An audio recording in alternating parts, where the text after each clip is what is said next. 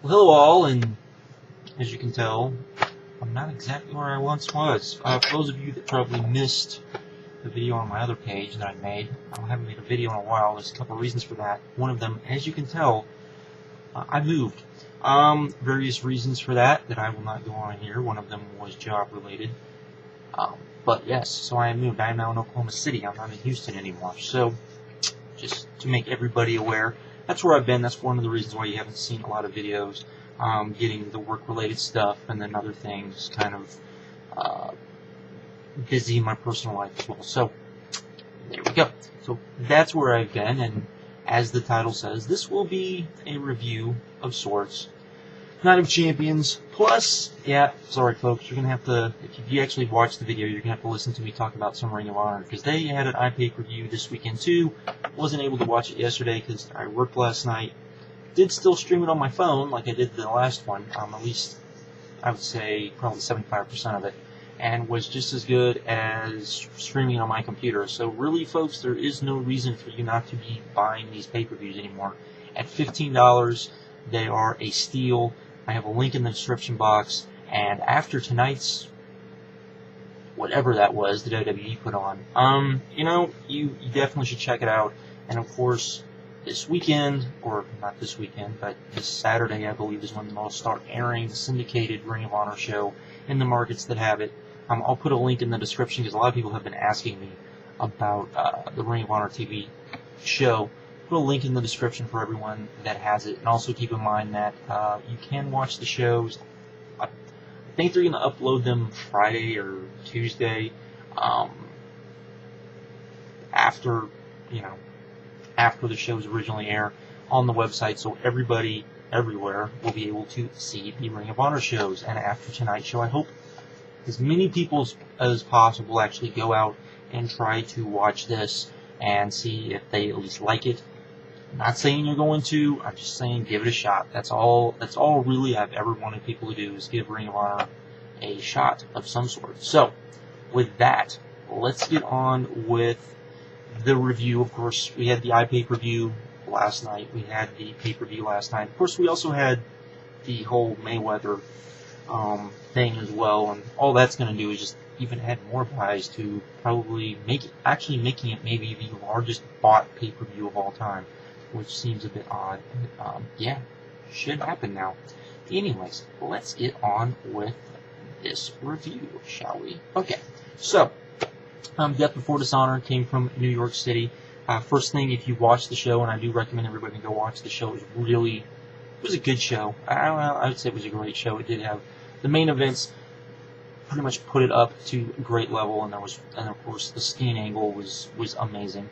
For those of you that did not go to see it, and for those of you that didn't, you know, this was a show that really was kind of a throwaway show, in that kind of where it fell with the TV tapings. There was no way, when the TV tapings were starting, they were going to be able to really promote this, so they did it the week before the TV actually starts, and so there was a lot of just kind of throwaway stuff on this, and there was a lot of hype behind it. Though, if you saw the Briscoe brothers promo, I would say that aired Friday, that was awesome. And the Steen promo that, of course, I guess, you know, C-Dude was talking about this, if that's the way that they're going to do away with the message board for Ring of Honor, I don't know if it's back up yet, that is a great and wonderful way to do it.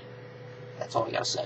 Anyways, as you know, I'm not a big fan of the ROH message board for various reasons. Anyways, let's get on with the ROH review. We had Ciampa and Rhino taking on Homicide and Jay Lethal. This was a good opener. I'm not going to say it was great. Jay Lethal looked good. Rhino did his part. Homicide was just seemed kind of there. It's kind of shocked that he was on this, to be honest, but he was on it, so what are you going to do? Ciampa looked like Ciampa, but it was a good little opener. Nothing blow away. It didn't really, you know, set the world on fire or anything, but kind of was there. Then we had Shelton Benjamin versus Mike Bennett. This was average, I would say. It wasn't as bad as I think some people thought it was going to be. I'm not the big. I don't hate Mike Bennett as much as some people do. I think the gimmick is kind of but I don't hate him as a wrestler. I think they had an okay WWE style match. Some people would say, Ring of Honor doesn't need that. I do think you need a variety of type of matches on a card, just because then it makes, when you have a good high flying or you have a good stiff brawl or whatever, it does add to that. So I was fine with that. Then we got the Young Bucks versus the Bravado Brothers versus Future Shock. This was a very good match, and I hope Dragon Gate and the people that run Dragon Gate saw this match, because this is more of what their matches should be. You had a three-way tag with a bunch of guys that just went out there and did a bunch of spots, did a bunch of hard kicks, and it had a story built into it, and that the fans didn't want the Bravado Brothers there, because what the fans wanted were the Young Bucks versus Future Shock. And so the Bravado Brothers were just kind of there in the way of them getting that. So when finally they eliminated the Bravado Brothers, the fans kind of got what they wanted. The Young Bucks got over. The Young Bucks were able to kind of play with their gimmick. It was a good showing for the Young Bucks.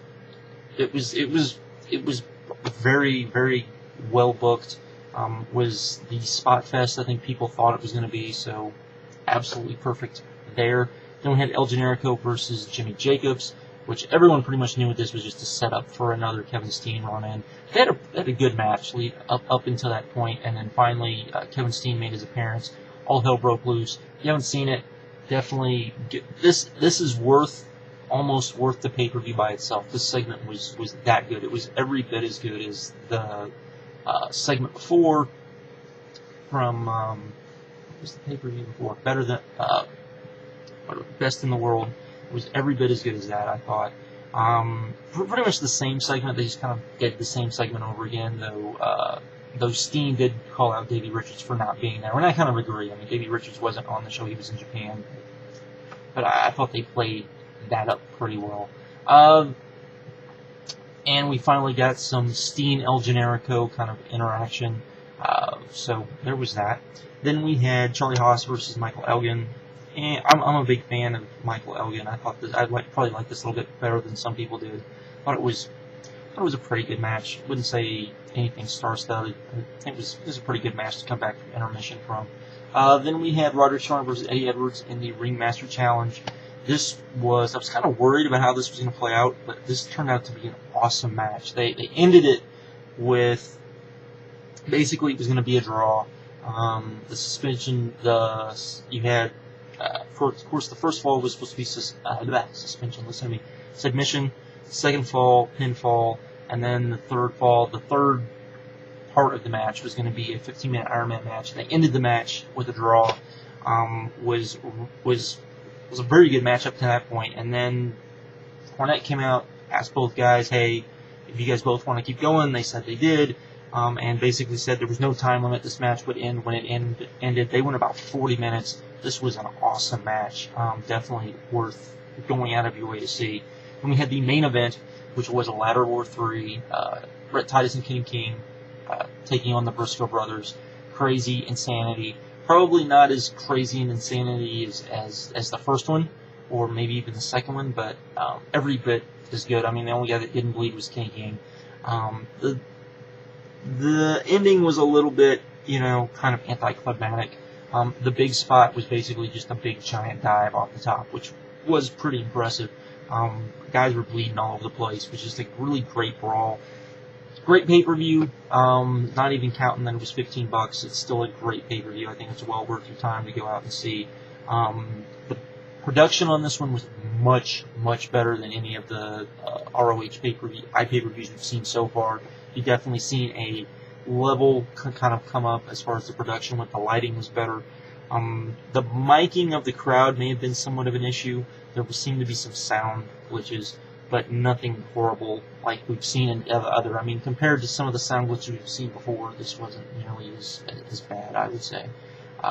So there was that. Let's see, what else did we get? That was it. And then, of course, we got Night of Champions, or Night of We Don't Know How to Finish Matches. That's what I would call it. I don't know what else you would call it.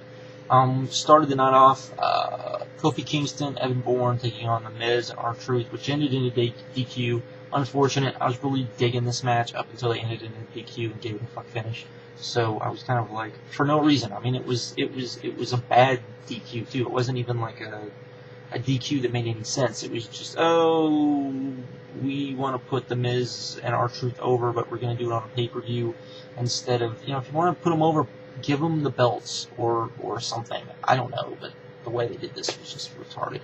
Then we got Cody Rhodes versus Ted DiBiase. I thought this was okay, and then the finish just kind of came out of nowhere, and it was just kind of like, didn't really enjoy it that much. We got a Christian TV segment on pay-per-view, yay, which led to Christian getting bro-kicked by Sheamus. So, whatever. I don't know why this was on pay-per-view either, other than time filler. For what reason? I don't know. And we got Dolph Ziggler versus John Morrison, Alex Riley, and Jack Swagger. This was actually, I thought, a good match. I really enjoyed this. I thought that, that they really did play up the fact that Jack Swagger, Dolph Ziggler, Vicky, they played that up really well, I thought, and did a really good job. The announcing that, of course, didn't help when Vicky cost or stopped Jack Swagger from getting the win, and Dolph Ziggler was upset about it. He really shouldn't have been upset about it because he was, she was saving Dolph Ziggler from losing and all that. But the match was good. It was pretty fast paced for a WWE match. They had some pretty good spots. I enjoyed it. So there you go. Then we had Randy Orton versus Mark Henry. This is probably as good as Randy Orton versus Mark Henry could be. Big surprise here was Mark Henry actually went over, which I'm kind of fine with because they built Mark Henry up as a pretty big monster. I'm not really sure where it's going to go from here, given that in 2 weeks, yes, 2 weeks, because WWE apparently has no clue how to space out their pay-per-views properly. We're going to get Hell in the Cell, so somebody is probably going to take on Mark Henry Hell in the Cell. I'm fine with Mark Henry as champion. I think they built him up well. Can he work with anybody? Not really. I wouldn't keep the title on him for a long time, but I think it's a good go-between to have Christian win the title back or maybe have Sheamus win the title, so I'm fine with that. Then we had Kelly versus Beth Phoenix. It was an okay Divas match. Beth Phoenix lost because, of course, she was in her hometown, so she lost, even though she was mad over, and, her and Kelly do have okay matches, so I'm fine with that, I guess. I don't know. Then we had Alberto Del Rio versus John Cena. Match of the night. Not that that's saying much. Had a really good match. Only problem I had with the match was John Cena went over for no apparent reason whatsoever. If the WWE wants to build stars, then they have to let guys go over their established stars. That has to happen. When you don't let Alberto Del Rio go over John Cena, Alberto Del Rio doesn't even have to win clean. He's the type of heel that, he can cheat, and it would be fine as long as he goes over and he beats John Cena and he, somehow, tricks John Cena and beats him. So there was that. Then we had CM Punk versus Triple H as the main event, which I already had problems with because I didn't think this should have been the main event. Even after all of the Russo-ness, because I don't even know this was like watching a TNA main event and a bad TNA main event. With every conceivable run-in you can think of. We had R-Truth and Miz run-in. We had Laurinaitis run-in. We had Kevin Nash run-in. None of it really mattered. CM Punk still lost, which within itself is stupid, because if Triple H is going to take on CM Punk has to beat Triple H. It has to pin him. He can't, even though it was all sorts of fucked up, all sorts of bullshit, all sorts of stuff going on. Triple H beating CM Punk in the middle of the ring in a fairly clean fashion, because really it was, because it wasn't like there was a bunch of run-ins, and then because of the run-ins, Triple H beat CM Punk. That's not what happened. Unfortunately, they were having a pretty good match, I thought. The crowd really wasn't in it, because they were kind of like for both guys, because they've done a horrible job of trying to put, Triple H is the heel, which he needed to be for this match to work, and they didn't do. I haven't talked about this, but it's evident that you have a bunch of guys backstage that were trying to protect some people with doing the CM Punk Triple H, shoot interviews, and at the same time having no clue on how to actually do it well. I mean, it took them till this last week for CM Punk to bring up, Survivor Series, what was that, 06 or 07, when he was in the match with Triple H and HBK and got, a bigger pop. That should have been like the first week. He should have brought that up. It should have been, and the whole thing should have been Triple H being a dick. Triple H basically saying, none of these young guys get it. None of these, and CM Punk basically proving him wrong. That should have been it. Okay? And instead, we got this convoluted stuff, because as soon as it became CM Punk versus Triple H, that's what it needed to be. And when it wasn't going to be CM Punk versus Kevin Nash. So, which, if you had CM Punk versus Kevin Nash, then you could have drawn it out a little bit more. Not that I think CM Punk versus Kevin Nash would have been any better than this, but then you could have put it in the mid-card. You could have had all sorts of screwy run-ins and all sorts of, overbooked crap, and it would have been okay. But when it's CM Punk versus Triple H, maybe not so much. So, yeah, there is all of that as well. So, anyways, there you go. Again, go order Death Before Dishonor. It was the much better show, without question. Skip, don't waste your time with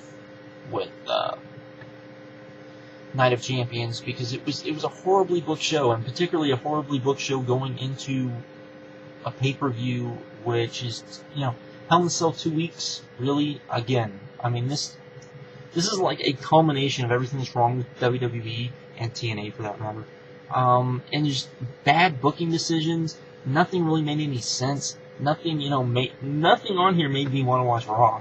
Nothing. Not a single thing. And when you give me a TV segment on a pay-per-view, that just upsets me even more, myself. Maybe I'm the only one. Maybe the more casual fans like everything that happened. I don't know. I wasn't digging it, so who knows. Anyways, with that, I'm out. So, have a good one, and